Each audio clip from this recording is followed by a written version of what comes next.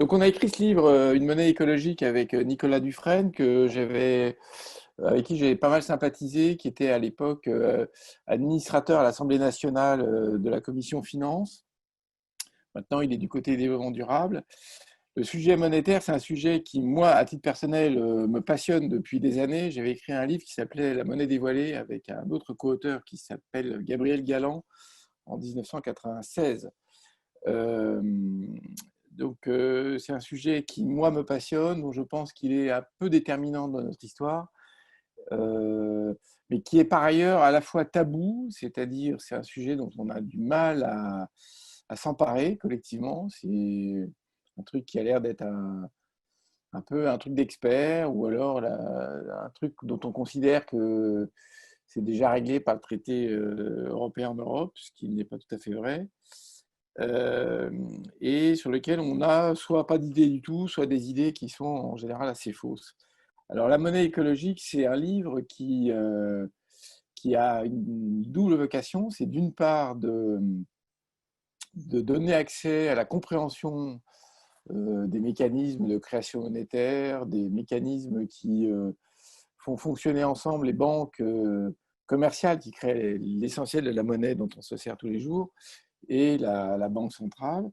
Ça, c'est une première intention. Et il y a une deuxième intention, c'est d'expliquer qu'on peut mettre cette monnaie au service de la transformation de l'économie, de sorte qu'elle tienne compte des contraintes de la finitude de la planète.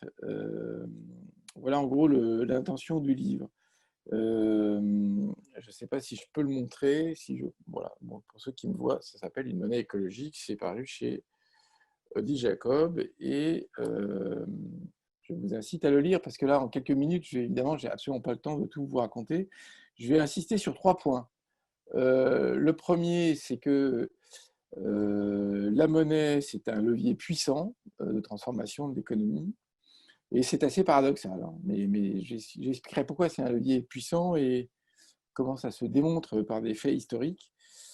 Je vais insister sur un deuxième point, c'est le caractère assez magique de la monnaie. Je crois que c'est un problème vraiment très fondamental, surtout pour des gens qui ont une culture physique, qui ont en tête le principe de la conservation de l'énergie. Le premier principe de la thermodynamique, la monnaie n'obéit pas à ce principe-là, donc c'est quand même important de le comprendre et pourquoi.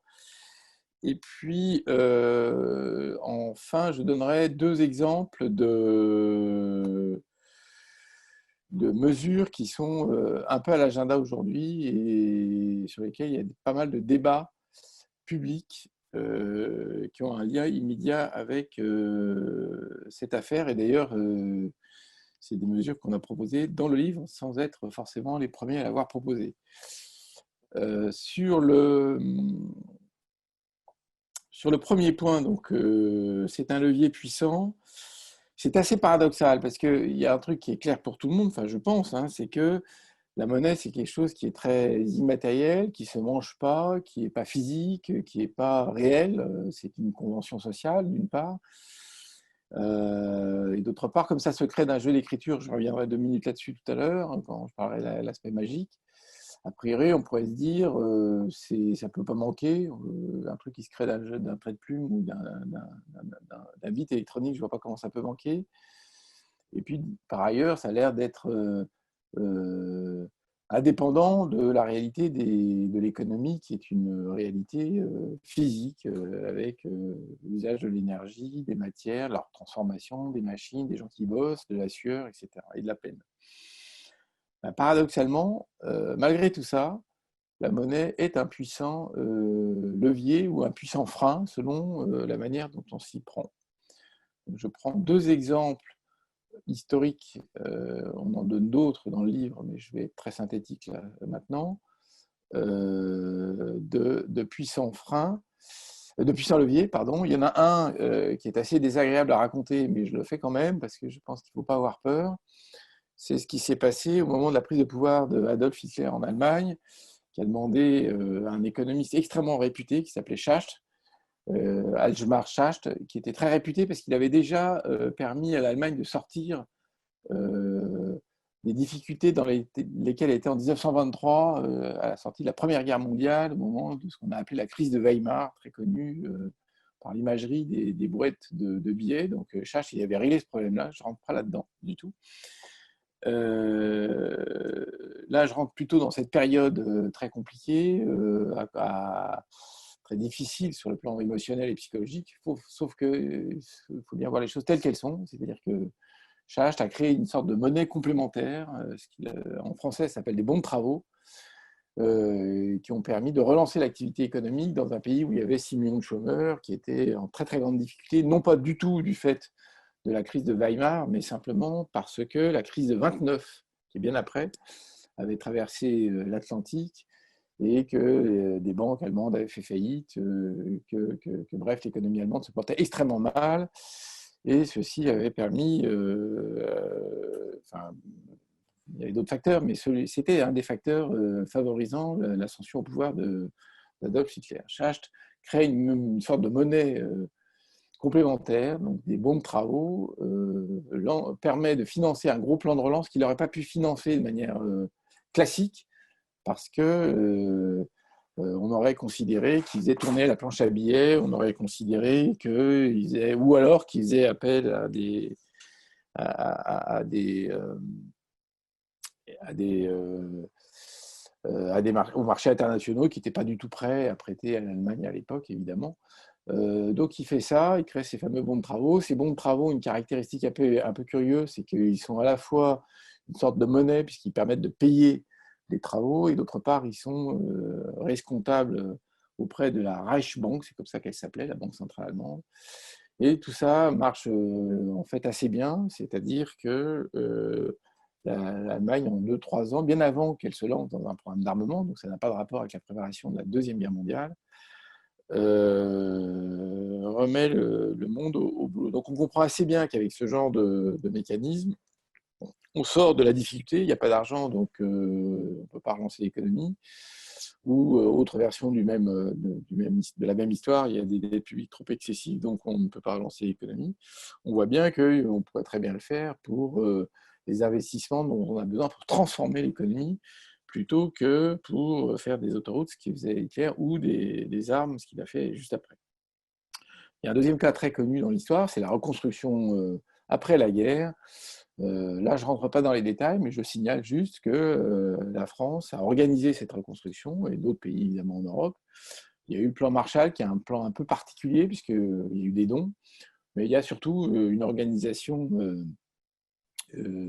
technique qu'on a appelée le circuit du trésor. Pareil, je ne rentre pas dans le détail, mais il faut que vous sachiez que ce circuit-là était très particulier et permettait donc au Trésor de bénéficier, en gros, pour la faire extrêmement simple, d'un financement direct de la Banque de France à l'époque. Donc c'est un levier puissant, on peut le mettre à l'envers, donc on peut s'en servir mal, ce qui est le cas bien connu des assignats de la Révolution française, où ils ont eu beau émettre des assignats de révolutionnaires, c'est pas ça qui a réglé le problème. Donc ça a été un échec complet. C'est aussi très connu l'échec de l'eau, c'est aussi très connu l'échec de la planche à billets de la crise de Weimar. Donc voilà. Alors l'échec le moins connu, mais le plus fréquent en fait, c'est de rationner le système économique sous des prétextes divers et variés, et de créer ce qu'on appelle la déflation. C'est ce qui s'est passé très précisément avant l'arrivée de Hitler au pouvoir. Donc, les erreurs de jugement majeures de M. Brüning, qui était le chancelier, qui ont aggravé la crise de 29. Ça a été aussi le cas aux États-Unis, au moment où la Banque fédérale, la Banque centrale américaine aux États-Unis, au moment de la crise de 29, n'a pas du tout voulu intervenir, alors que la crise était en train de s'amplifier. Ils pensaient à l'époque que ça allait se régler tout seul. C'est cette histoire-là de la crise de 29 qui a fait prendre conscience aux autorités monétaires au moment de la crise de 2007-2008, hein, et notamment à M. Bernanke, qui était le président de la Fed, qu'il ne fallait pas faire comme ça et qu'il fallait faire autrement. Et donc, grosso modo, il y a des choses qui ont bougé en la matière. Maintenant, le deuxième point sur lequel je vais insister 2 secondes, c'est le caractère magique de la monnaie, parce que ça, c'est souvent pas très bien compris. La monnaie, aujourd'hui, est créée d'un geste unique, qui est un geste d'écriture. soit au niveau de la banque centrale quand elle crée ce qu'on appelle la monnaie centrale, soit par les banques commerciales quand elles créent avec ENT la monnaie scripturale qu'on utilise tous les matins. Il y a, contrairement à ce qu'on croit souvent, aucune garantie en contrepartie. Vous n'avez aucune chance d'aller récupérer une pièce d'or ou un lingot d'or en allant le demander à la banque où vous avez votre compte ou à la banque centrale, ça n'existe pas. Elle est entièrement dématérialisée. Donc ça veut dire quoi? Ça veut dire que la monnaie repose entièrement, exclusivement sur la confiance dans laquelle on a de cette monnaie. Il y a des tentatives qui ont été faites en Amérique du Sud de créer des monnaies ex nihilo et ça n'a pas marché parce que les gens qu'on ne connaissaient pas, n'avaient pas confiance et donc ça ne marchait pas. C'est aussi cette perte de confiance dans la monnaie qui est à l'origine des épisodes d'hyperinflation. C'est quand même extrêmement important parce qu'on est dans un paradoxe complet aujourd'hui qui est une situation dans laquelle on risque de manquer d'énergie, on risque de manquer de capacité à régler notre matériel, j'entends bien, à régler notre problème de changement climatique. La monnaie, ce n'est pas ça qui risque de manquer puisqu'elle se crée instantanément. Il faut bien avoir ça en tête parce que tant que ça, ce n'est pas complètement acquis dans le raisonnement, on fait beaucoup d'erreurs et on croit à des idées qui sont complètement fausses. Le troisième point, et je vais conclure par ça, c'est que on pourrait avoir un raisonnement qui dit attendez, tout ça c'est bien gentil, mais en Europe, en tous les cas, il y a un traité européen, il y a des statuts très précis qui sont faits à la Banque centrale européenne, et donc il n'y a aucune marge de manœuvre pour faire quoi que ce soit de nouveau et d'innovant. Tout ça est complètement bloqué par le système européen actuel. Alors, c'est manifestement pas aussi vrai que ça, même s'il y a une part de vérité là-dedans, c'est qu'il y a beaucoup de choses qui sont interdites et qui sont très difficiles à contourner dans les traités européens. Donc, la première des grandes choses qui est interdite et qui est un obstacle, une difficulté, c'est l'interdiction qui est faite à la Banque centrale de prêter directement aux États. Directement, ça veut dire qu'un État n'a pas le droit de se faire prêter de l'argent sous une forme ou sous une autre, soit par une ligne de crédit direct, soit par l'émission d'une obligation qui serait souscrite immédiatement par la Banque centrale. Ça, c'est interdit par le traité. Ce qui est en revanche autorisé, c'est que les États se financent sur les marchés et que la Banque centrale rachète les titres obligataires qui ont été provisoirement détenus par les banques commerciales. C'est ce qui se passe très très régulièrement et ce qui a été très généralisé par ce qu'on appelait le quantitative easing au moment où il y a eu une crise de spéculation massive sur un certain nombre de dettes souveraines. La Banque centrale, pour éviter l'effondrement de la zone euro, en fait, a décidé de se mettre ce qu'on appelle emprunteur ou prêteur en dernier ressort, c'est-à-dire qu'elle a acheté tout ce qui, elle a dit qu'elle achèterait tout ce qui était à vendre, ce qui a stabilisé les cours et les fameux spreads, notamment de l'Italie qui était en difficulté sur le marché secondaire. Donc il y a cette contrainte-là qui est effective, qui est juridique, qui est assez forte. D'ailleurs, au moment où le QE a été engagé par la Banque centrale, il y a eu des débats très importants entre la Bundesbank, qui n'était pas favorable à ce genre de mécanisme, et la Banque centrale. C'était arbitré par le tribunal européen, le tribunal de justice européenne. Maintenant, il y a deux idées, mais je vais là aussi être très simplificateur par rapport à ce qu'on a écrit dans le livre. Deux idées qui sont à l'ordre du jour. Il y en a une qui est, donc je ne sais pas si Michel Le Petit est encore là, mais que Michel a ressuscité récemment, il y a un an ou deux, je pense, et puis qui est revenu sur l'agenda cette année, qui est l'idée que finalement, si on considère qu'il y a trop de dettes publiques dans la zone euro, ce qui serait possible de faire, c'est que la Banque centrale annule les dettes publiques qu'elle détient dans son bilan, ce qui n'a aucun effet immédiat, si ce n'est de réduire facialement le taux de dette publique sur PIB des États dont elle annule la dette. Et deuxièmement, ça peut exercer un effet positif sur les risques spéculatifs. Ça, c'est la première idée qui fait l'objet de débats. Il y a énormément de débats aujourd'hui sur ce sujet-là. On en discutera si vous en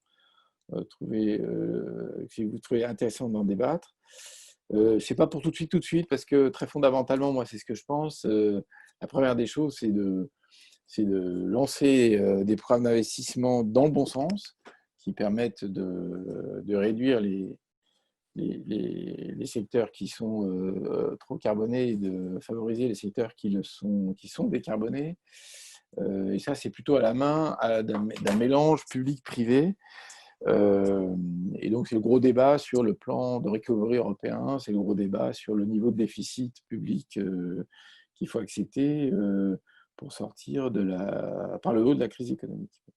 La deuxième idée, c'est qu'on évoque dans le livre et sur laquelle on pense qu'on pourrait avancer assez fort, c'est qu'il y a un levier qui est à la main du secteur public pour faire avancer le schmilblick, notamment dans tout ce qui concerne les investissements des collectivités locales et territoriales dans le domaine des transports, des pistes cyclables, dans le domaine de la rénovation énergétique des bâtiments publics, dans le domaine de la rénovation des bâtiments, des logements sociaux, dans le domaine de l'accompagnement nécessaire de la rénovation des logements individuels.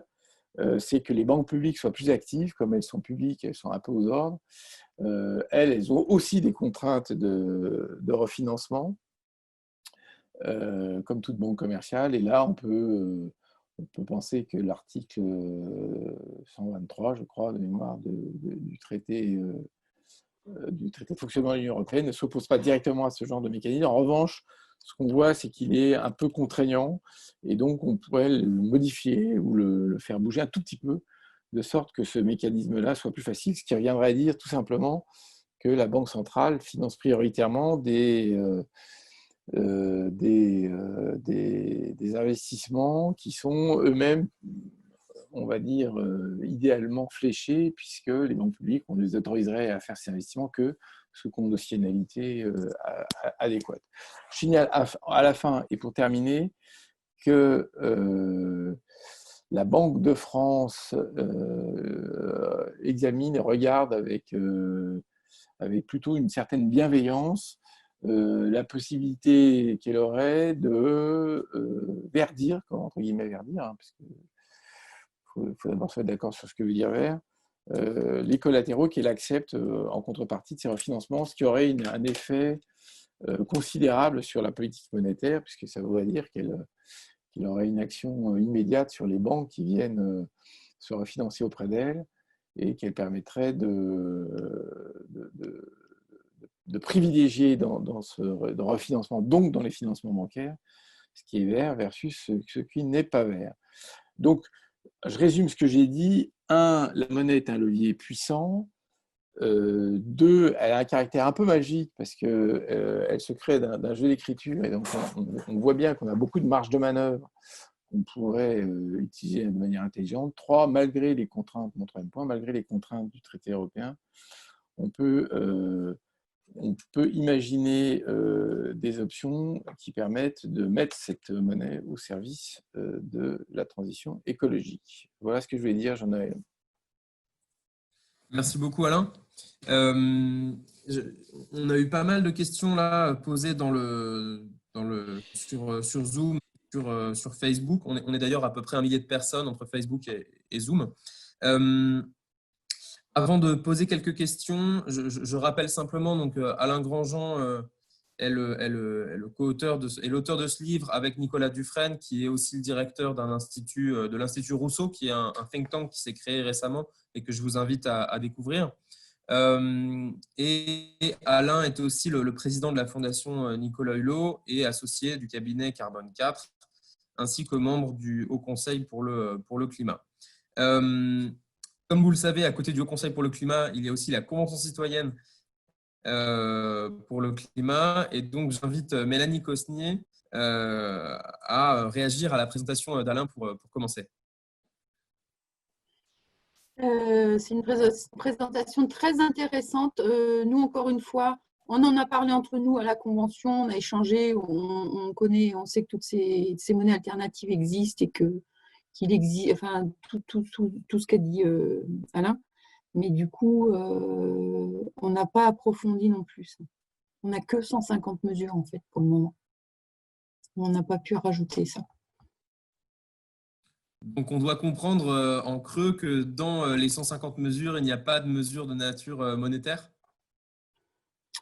Il y a des idées, on a parlé du financement, on a cherché des idées sur le financement parce que quand Édouard Philippe est venu au mois d'octobre, il nous a bien dit qu'il n'y avait pas d'argent facile et qu'il fallait donner des pistes de financement. Donc, on a travaillé sur le financement, mais on n'a pas approfondi le sujet du tout, on n'a pas eu le temps. D'accord. Merci beaucoup pour ton commentaire. Si tu as d'autres commentaires dans les minutes qui viennent, n'hésite pas. Alain, on a eu plusieurs questions, notamment il y avait la question du lien entre la création monétaire et l'inflation. Pourquoi est-ce que utiliser le levier monétaire pour le climat n'est pas inflationniste? Oui, bon, ça c'est assez facile à répondre. C'est que l'idée selon laquelle créer de la monnaie, c'est forcément inflationniste, c'est une idée fausse. Ça fait partie des idées reçues qu'on apprend, je ne sais pas en quelle classe, en bac+1 ou un truc comme ça. C'est évidemment beaucoup plus compliqué que ça.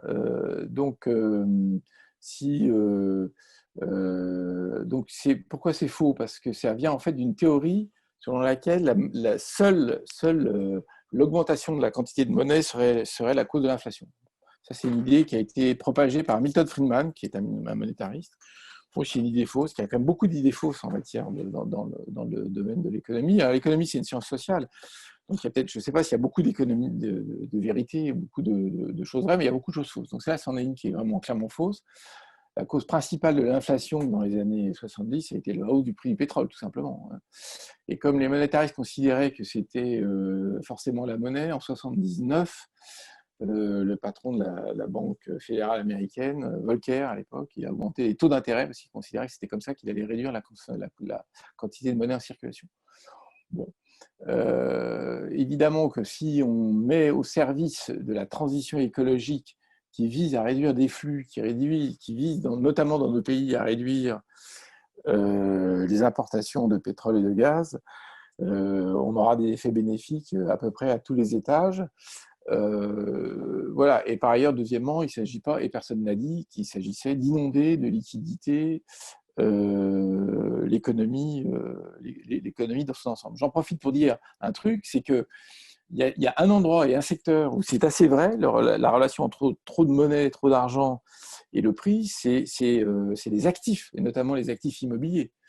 Donc le paradoxe d'aujourd'hui, c'est que la Banque centrale inonde de liquidités les banques secondaires ce qui les autorise et leur permet de faire beaucoup d'opérations dites spéculatives, petit 1, et petit 2, ce qui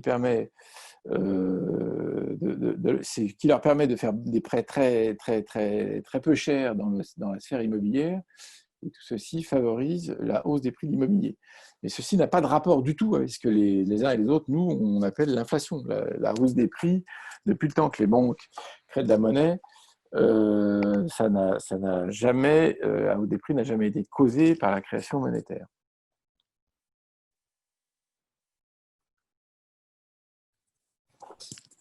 Merci beaucoup. Il y a une autre question qui est, vous écrivez que la neutralité carbone et la neutralité monétaire ne sont pas compatibles. Est-ce que tu peux expliquer ce qu'est la neutralité monétaire Ouais. et pourquoi vous écrivez ça? Vous m'entendez? Là, si vous m'entendez, je vais dire ça. C'est effectivement, merci beaucoup de cette question, parce que ça permet de résumer un peu la pensée. La neutralité monétaire, c'est un dogme, c'est un tabou, c'est l'idée selon laquelle la monnaie est neutre sur l'économie. C'est pour ça que j'ai insisté sur mon premier point en disant que la monnaie est un levier puissant. Donc, on ne peut pas dire une chose et son contraire. Donc, je pense que la monnaie est un levier puissant, c'est-à-dire que la monnaie n'est pas neutre. C'est ça la notion de neutralité. La notion de neutralité, c'est celle qui a fondé la pensée, la structure du traité de Maastricht à l'époque, en 92, en disant la monnaie étant neutre, ce qu'il faut, c'est qu'on ait un gardien du temple, donc qui soit indépendant, qui est la Banque centrale, et qui veille juste à ce qu'il y ait assez d'argent en circulation pour pas qu'il y ait trop d'inflation. C'est une idée vraiment fausse, mais qui est l'idée de la neutralité monétaire et l'idée que la monnaie n'a pas d'autres effets sur l'économie qu'éventuellement faire de la hausse des prix. La neutralité carbone, tout le monde sait ce que c'est. Donc nous, on considère que cette soi-disant neutralité monétaire n'est pas réelle, n'est pas conforme à la réalité, et que deuxièmement, aujourd'hui notamment, si la Banque centrale se contente d'être neutre, entre guillemets, de fait, elle contribue à l'alimentation en monnaie d'une économie qui est business as usual vers 4, 5, 6, 7 degrés selon les projections des climatologues et sur la manière dont les choses vont se passer. Donc, c'est moins qu'on puisse dire, c'est que la politique monétaire, qui est soi-disant neutre, ce qu'elle fait surtout, c'est d'encourager le monde d'aujourd'hui, donc le business as usual. C'est pas pour rien que j'ai parlé tout à l'heure, à toute vitesse, de la possibilité de faire des choix de collatéraux qui seraient non bruns et qui seraient plus verts, moins bruns, plus verts.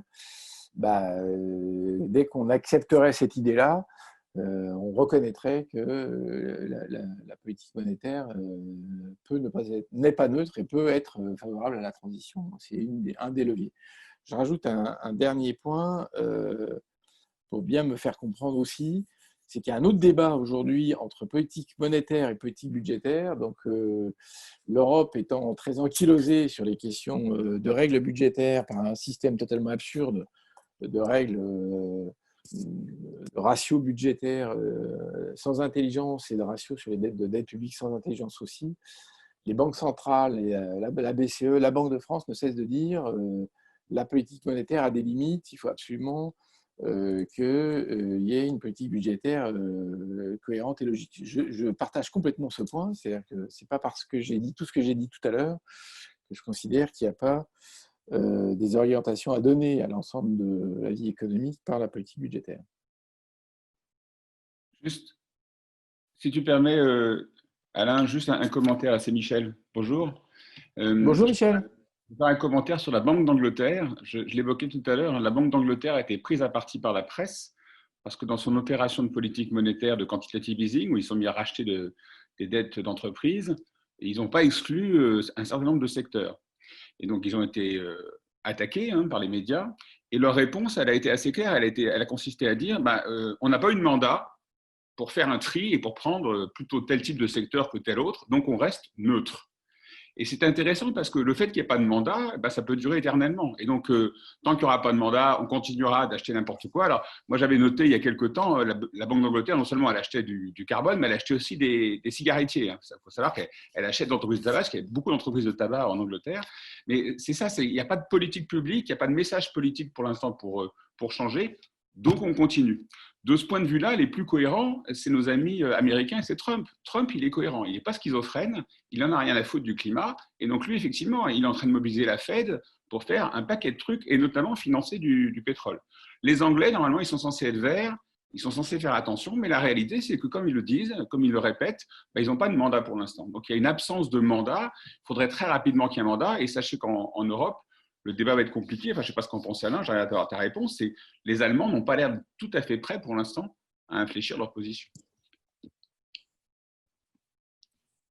Je réponds rapidement.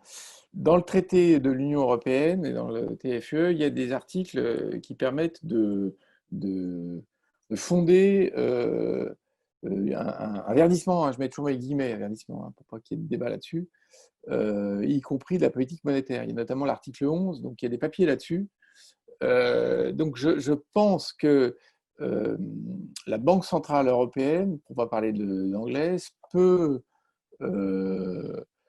s'appuyer sur une partie des traités, elle peut aussi s'appuyer sur le Green Deal, mais pour être très franc, on a un problème institutionnel évident. On peut jouer au chat et à la souris pendant 20 ans, entre la Banque centrale qui dit « moi je suis indépendant, donc ne m'embêtez pas, vous n'avez aucune instruction à me donner », et le fait que par ailleurs, tout le monde sait quand même assez bien que l'Eurogroupe et la Banque centrale se parlent très régulièrement. Donc moi, je pense que sur le plan politique,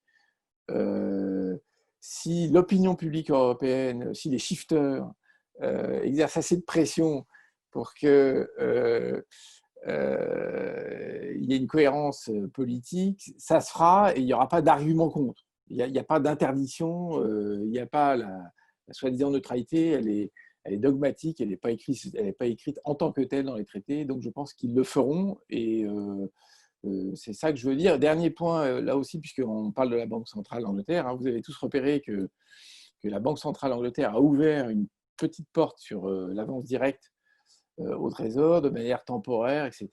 N'empêche que ça aussi, ça ouvre un peu les yeux aux uns et aux autres. Et certes, les Allemands sont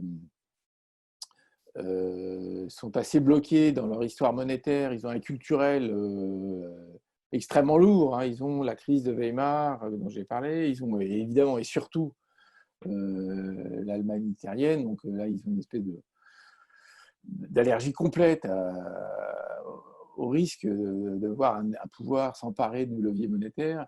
Mais il me semble quand même que tout ça peut bouger dans le bon sens. Je ne pense pas qu'il faille déclarer que c'est foutu par principe. Il faut 1 million de shifters. Au moins. Je vais rassembler quelques questions et puis ça sera sans doute la dernière avant peut-être une petite conclusion.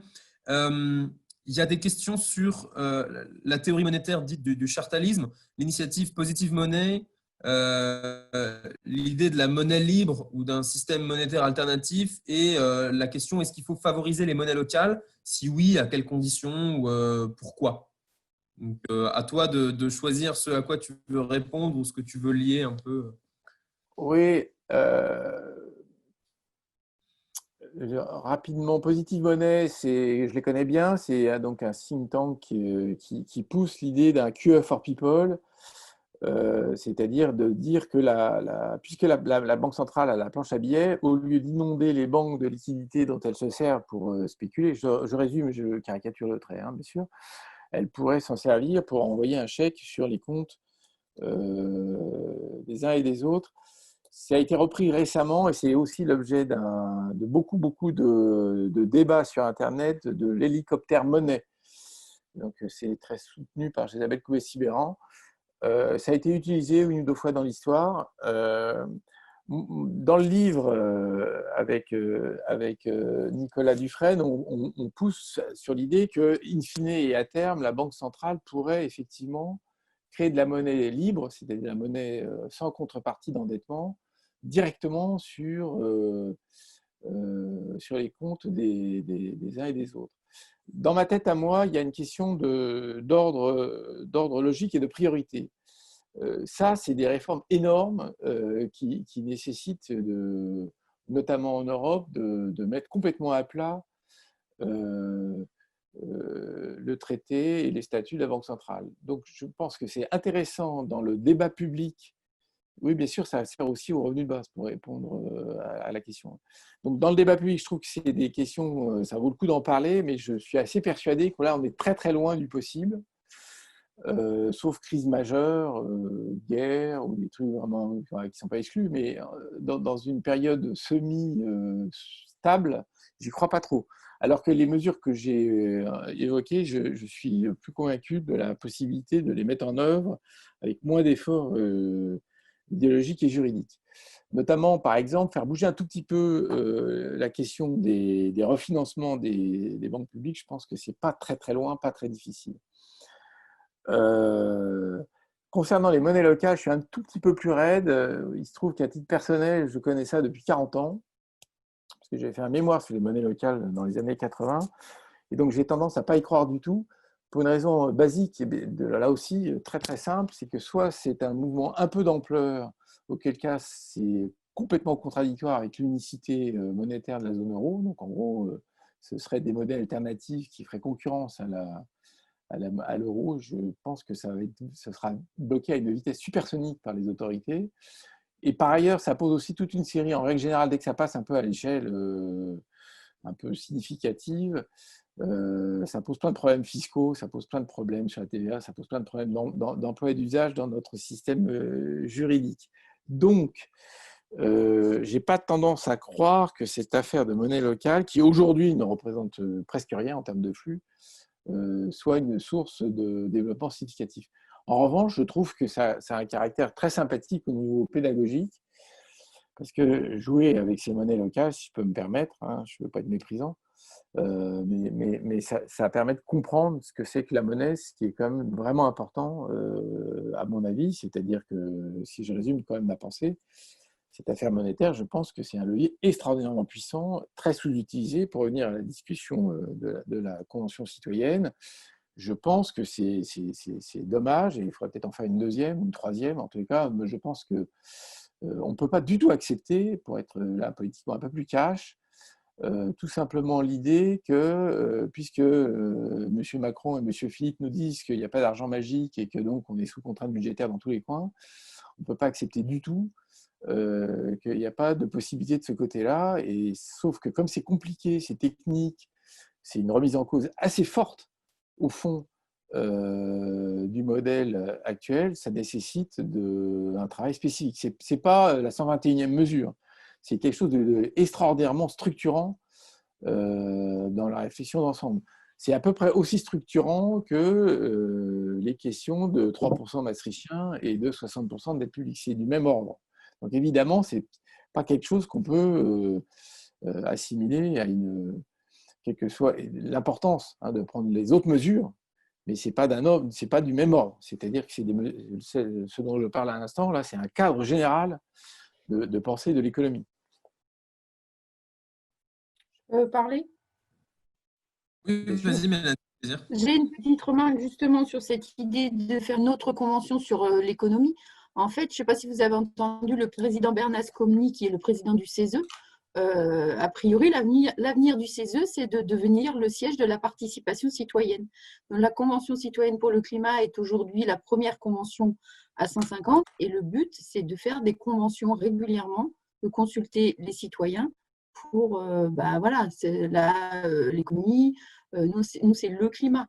Après, sur les retraites, ce serait bien de faire une convention citoyenne. Il y a plein de sujets qui devraient être soumis à la vie des citoyens. Et donc, ouais, non, moi je suis d'accord. Oui, l'économie, c'est pas en une session qu'on peut travailler là-dessus.